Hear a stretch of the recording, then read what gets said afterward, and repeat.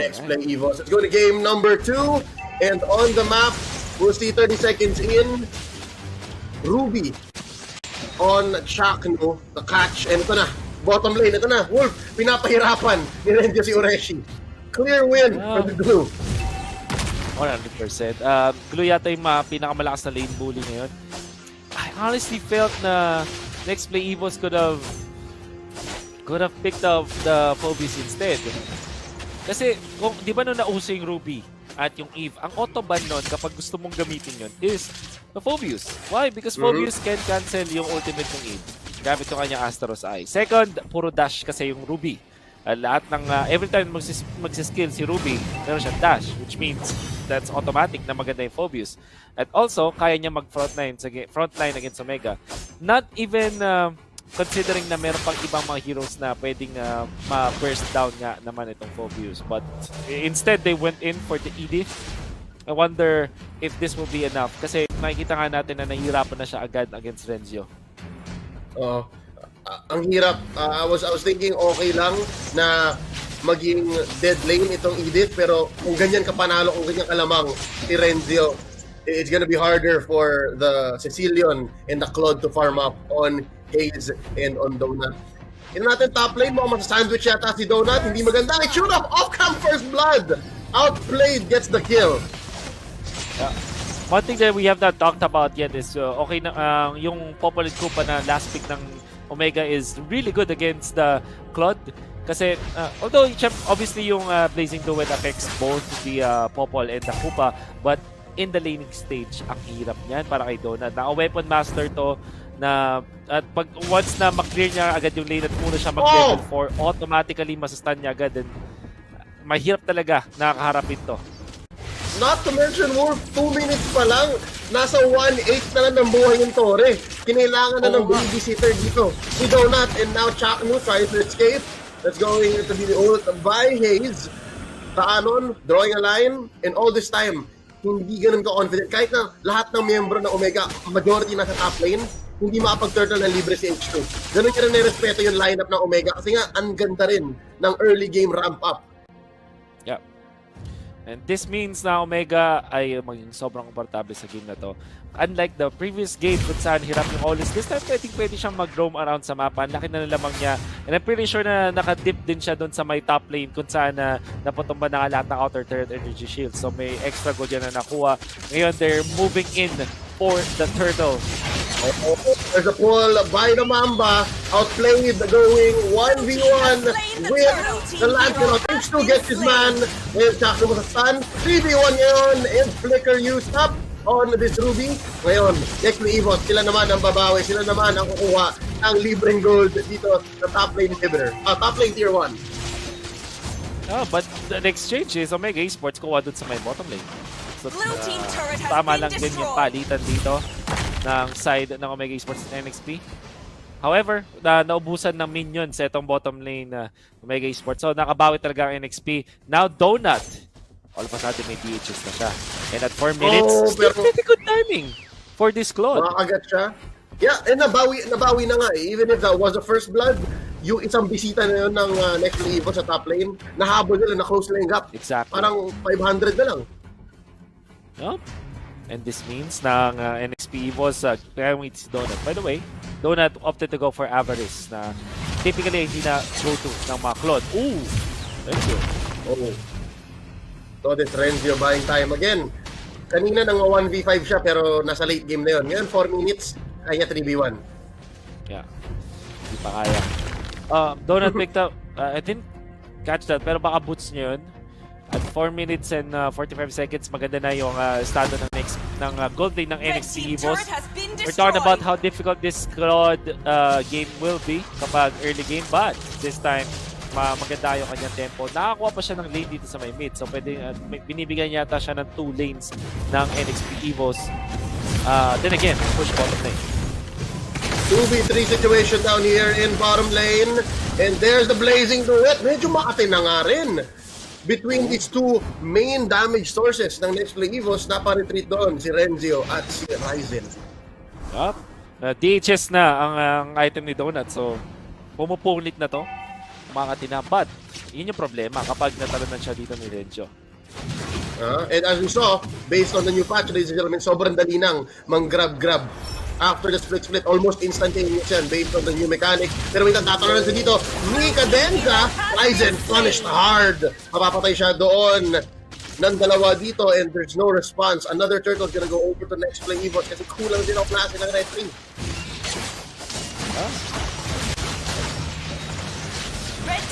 That's gonna be Shield going up for next play Evos. Real manipulation, naghahanap, nag-grab-graban dito si Renzo. Na-blazing duet dun sa likod. Si Kapitan Kaidi. That's gonna be the battle mirror image out. Reshi nasakyan dito ni Renzo.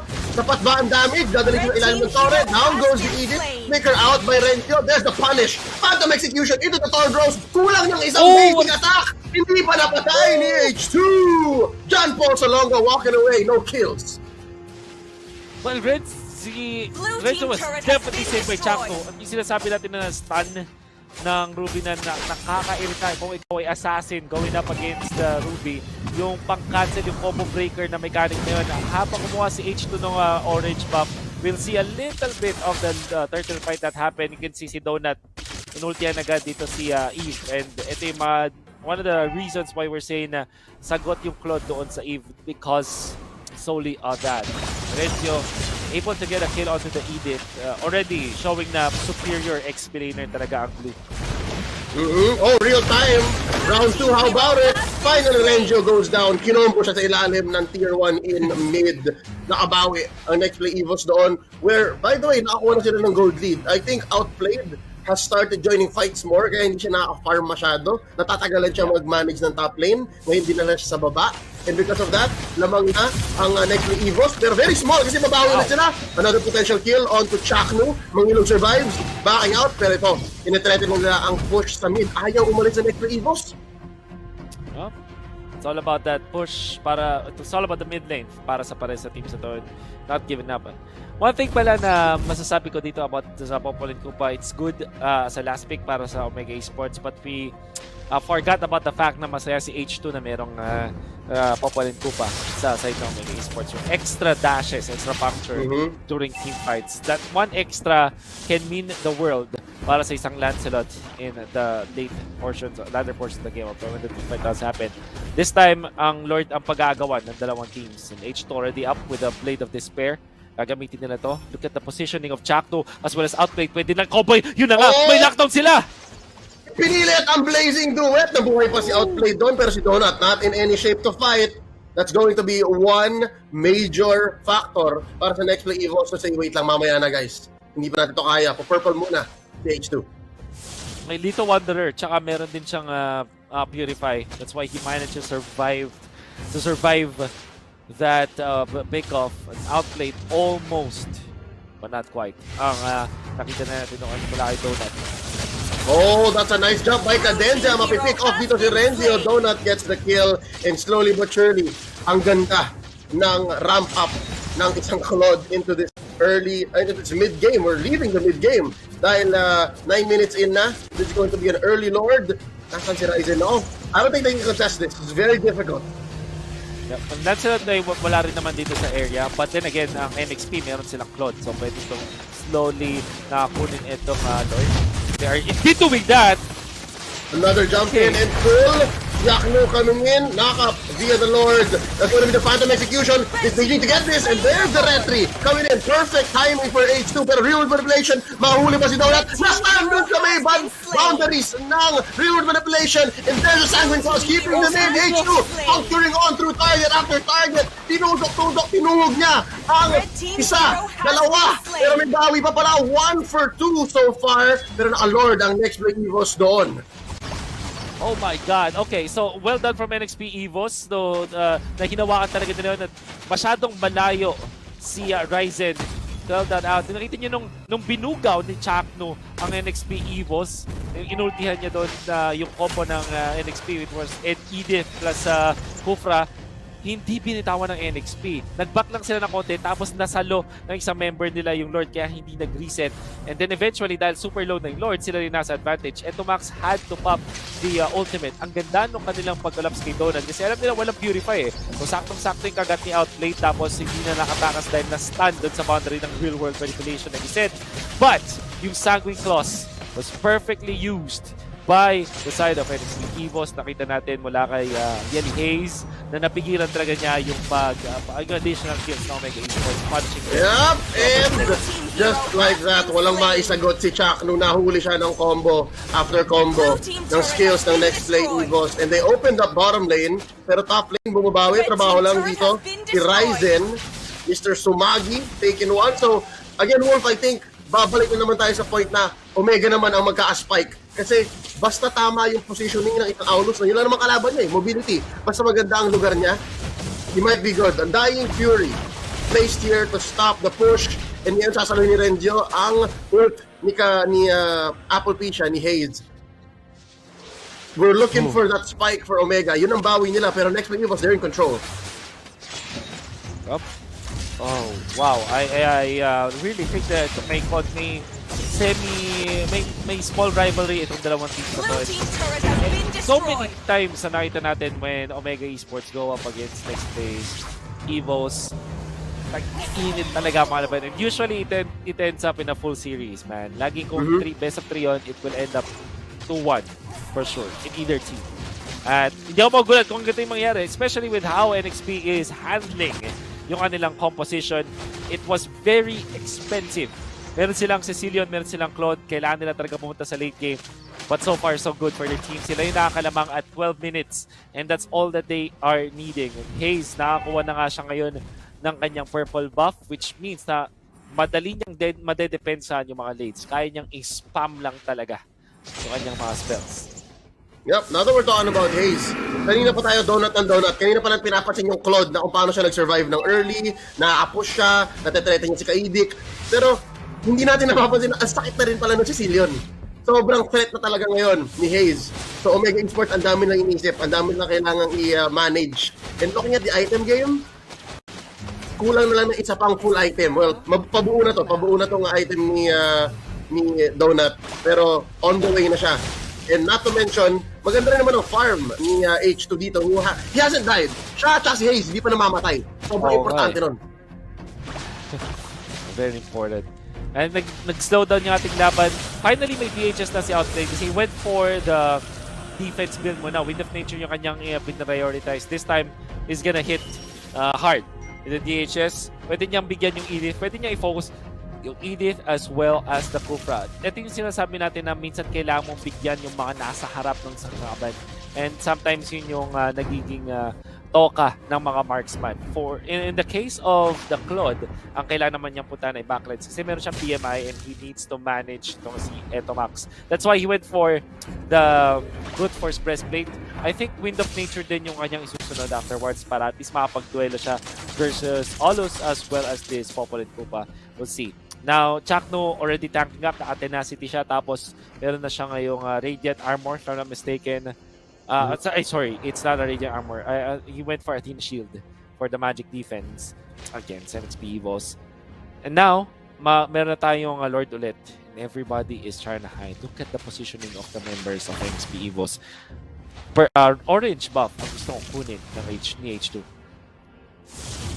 Nanakawin nila to. And there's a backup from Oreshi. And now we see, ganito ka mga next play Evos Wolf, at least in the positioning, no, they're willing to just go for the defensive items first. They're investing in the immortalities first.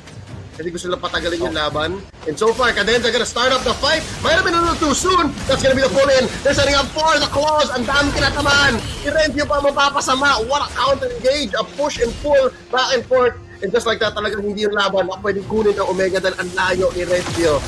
Another free lord going over next to Evos. Sobrang ganda ng item na napili pala ni Donut dito. Instead of going for Wind of Nature, he went for Corrosion Scythe para meron talaga siyang way para hindi makatakas yung mga tanky heroes ng Omega Esports. Particularly this Ruby, this Glue. And also kapag eventually na ipag-duel siya kay Ryzen, mas lalamang siya sa laban at kaya niyang i-kite ng madali itong ating Olus. Then again, NXP, na-punish ulit nila. And guess what? The main problem still for Omega Esports is the Sanguine Clause. Nakita natin na nung ginaw ng Omega Esports yung si Cadenza, nung tumalon si Cadenza, na-try nilang i-punish, medyo nagsama-sama sila, nagpigit-pigit sila with intention needing to go up close and personal. It meant na swak na swak yung Sanguine Clause. And syempre may damage output na yung NXP Evos. Now they're on the lead. And definitely, nasa kanila na ang lamang ng momentum, pati na rin ng ekonomiya ng laban na to. Blue team turret has been destroyed. And just like that, all waves perfectly synced, perfectly managed by NXP Evos. An assault on all sides. Dedependa naman sa baba dito ni Ryzen, yung Lord. So, at least signs of life, no? Ganun nakalakas yung Aulos natin. Nakapag-scale na siya, na kaya niya i-1v1 yung Lord at 14-15 minutes. Still, wala na siyang ultimate dito, but it really can be just used dun sa pag-clear ng waves. And with all due fairness para sa Omega Esports, hindi sila nakuha ng inhibitor, pero wala na silang mga outer at inner turrets. We'll see. Mukhang nanakaw din ng purple buff itong NXP, which is just natural. Ibigay mo yan doon sa Lancelot para yung sarili nilang purple buff ay mapupunta doon sa Sicilian. And this might be a fight that they're willing to force. There's the Mamba with the pole. Cadenza, mapapabagsak na dito. Another back impact in Sanguine Cross combo. Blazing the way dito kay Donut. Forced the BMI back. Pero ngayon mababa yung buhay ng sinakyan ni Renzio. Ryzen goes down. Still no trades. Pero ang mababa ng buhay ng next Evos. But they're juggling it. They're juggling it. 2 for 1 so far. Si Oreshi pala ang trinade para kay Renzio at Ryzen. And just like that, hindi makahanap ng bawi. Walang makapitalize ang Omega Esports. Panalo pa rin sa exchange ang next play. Itong melee-based composition ng Omega Esports na kailangan nilang lumapit with Chakno, Regio, as well as Ryzen. Sobrang napapunish itong Sicilian. Sanguine Class again, thwarting yung attack ng Omega Esports. Tapos ang ganda ng timing ni H2 going for that kill doon kay Ryzen nung alam niyang wala nang spells na maibabato si Ryzen, tsaka siya pumunta doon and finishing it off with the retribution damage per second. And that means na 5-0 and 2 na ngayon itong si H2. Top of all the items that he has, War Axe, tapos may Endless Battle and Malefic Roar ang sakit na niyan, and then additional Wind Talker for even more damage. Finish it off with a Blade of Despair. Everything is doing well para kay H2. Nakakuha na siya ng kanyang potion na din, and they're looking to end this game. Pwede nilang hintayin yung 18-minute mark. Donut already starting this, pero obviously re-reset lang din na yan. Unless, aabot naman. Aabot naman. Chakno though, he picked up the Blade Armor. So, nasagot nila yung Donut problem, pero si MPL-PH pa rin eh. Si Bataan, si Hayes pa rin, napakasayang lang. Nilapit sa pita, Ryzen burst it down! Oh, ang laking loss nun! Ang sakit nun, and now Blazing the Whip, maaga. Burst down si Chakno dito. Sanguine Claws gonna take him down. Hayes gets another 2 free kills for next play Evos. Split team fights, not for them. Hindi magandang sitwasyon yon. Dahil next play Evos, sobrang lamang nila. Isa na namang Lord. Possibly Wolf, Lord for the finish. Oh my. It definitely looks like it. Yung late game prowess ng NXP Evos ay full potential na. Leo, they have Sicilian and Claude. Sobrang lakas ng kanilang firepower sa ngayon. For Omega Esports, mid-game yung kanilang spike. Itong Olus, maganda naman siya sa late game in a way. Pero kung ikumpara mo yan sa Claude Sicilian, ako hindi niya kakayanin. Oh, hindi nakasakay si Renzio, walang nakuha ng grab. They're struggling to defend these lanes. They're struggling to stay alive, pero ngayon fully recovered. They're all respond. Pero nag-respond din si Lord. 15 seconds in, hindi pa tapos ang dilubyo. May kalbaryo pang hinaharap ang Omega Esports. What are their options here to defend? Anong plano nila dito dapat? Ultimate for sure ni Ryzen. Pwede niyang ibabad para dun sa mga minions. And have him support. Chakno siya yung bahala mag-defend. Of course, meron silang Eve for the defense. So, meron naman talagang hope para sa depensa ng Omega Esports. But this is playing not to lose. Tignan natin kung paano siya approach ang NXT. Yep, this is a very difficult situation. And look at this! The full combo! Blazing the web plus the ult! And that's going to be one down. Renzio going. Ryzen, may napop siyang isang mortality doon. He's still gonna wail there. The winter truncheon. And there's the jump in. Bursting down. Si Cadenza, mga final hit. And the Lord is still standing. May waves pa rin dito, pero mababa ang buhay ni Hayes. Mababa ang buhay ni MPL-PH. Walang na-trade dito ang Omega Esports muli. 2 inhibitors, 2 kills, no casualties. Next to Evos, happy to leave this for the next Lord. 80 seconds away. Oh, yeah. Save for the immortality, sobrang ganda nito. You can see na yun talaga yung melee comp ng Omega Esports sa kailangan nilang lumapit. Sobrang daling i-punish ang NXP. To the point na ito nga Kufra ay siya na nga talaga yung sobrang nauuna. Typically, mag-aabang ka pa talaga ng tamang moment mo, but in that particular clash, nauna na doon si Cadenza. He knows na mayroong iba pang ways para mag-punch ang NXP dahil meron pa rin Edith, meron pa rin Cecilion. Nakakuha sila na push sa may bottom lane. Super duper happy with the result of this. At in 50 seconds, the next Lord will come anyways. At all they can do, all they need to do right now is to close it out. Yeah. Time is on next play Evo side. Omega Esports, ito na yun eh. Like, most likely, ito na yung final form nila. Approach na lang ang kaya nila i-tweak. Next play Evos, peak performance na to. So, at 21 minutes, if anything, lumalakas pa si Hayes dahil sa stacks na nakukuha niya. So, Omega's waiting for a miracle. Omega's looking for that small mistake. Kasi, di ba, back-to-back, ni pick-off wala eh. Hirap na hirap ang Omega humanap. Exactly. At this point, uy! Oh, Nakasabi lang na! Excuse me! Just casters first it! What? Na-pick off si H2! First, man! To be fair, nabasa ng Omega yon. Kanina pa nandun si H2. Kanina niya pa ginagawa yung approach na yon. And that's gonna be a jump onto Chaknu. Mabubuhay ba siya? Answer yes, he still has an immortality.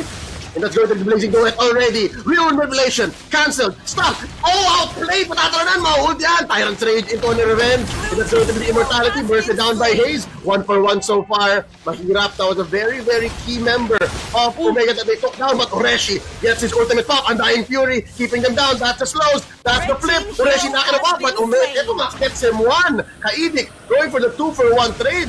So far, Omega Esports still alive. Ito yung pinakauna lang win in a long time. Pero wait lang, hindi pa tapos. Ang next play, there's immortality. Back onto the Mamba. Chaknu. Joshua Mangilo gonna go down here. That's the blazing duet. Cross the knockup. And that's going to be 3 down. May naka-respond na ulit. Wait lang. Boy pa, Omega Esports just managing the waves. Nako, ang ganda ng timing yung next play, Wolf. They're all gonna be back in time for the final Lord. Possibly final Lord. Pang-apat. No, super duper good. Tapos walang immortality si Chaknu if ever. Sobrang bilis nilang ulit ito. We can see na ang nangyari, nagkaroon ulit ng pendulum eh. Parang itong pendulum wherein kapag nakakuha ng isang pick of isang team, tapos nag-overextend sila, mapupunta ng sobrang rubber band pala. Hindi pala pendulum, rubber band siya dun sa opposing end kasi magre-respawn na yung unang na pick off. And that's exactly what happened in this game. Naubusan ng firepower ang Omega Esports and now NXP. They have got the advantage. Game-ending Lord for sure. Tingnan natin kung kaya pa nilang depensahan. 3 lanes ang magtutulak. At may kasama pang extra buffs. Just like an orange buff. Around this Lord area. And walang immortalities. Apart from Ryzen ang side ng Omega. Wait lang. This is like that movie 300. They're trying to defend this one lane. Nagharap sila ng magandang depensa. Cadenza, umikot-ikot, nag-stretching. Wala muna siyang Tyrant's Rage. And there you go. Renzio getting hit with the back claws. Puncture on through with the Torn Rose. There's the knock-up. Delikado si Chaknu. Blazing duet. Papasok. Makakapatay sila ng isa. And that's it, ladies and gentlemen. It's all she wrote. Next to Evos. Even the score, 1-1. Wolf, sabi nga natin, kapag NXP laban sa Omega, talagang makakita tayo ng game number 3.